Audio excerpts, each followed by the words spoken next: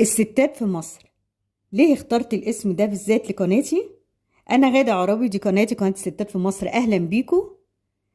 طبعا الاسم ده ما جاش صدفة، انا اللي اخترته فعلا.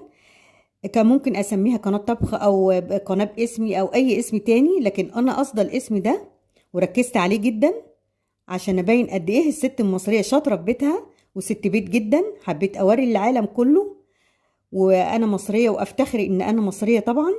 اوري للعالم كله الست العربيه عموما وبالاخص الست المصريه قد ايه هي في بيتها ست بيت، بتعمل اكلات جميله جدا ومنظمه وجدعه جدا.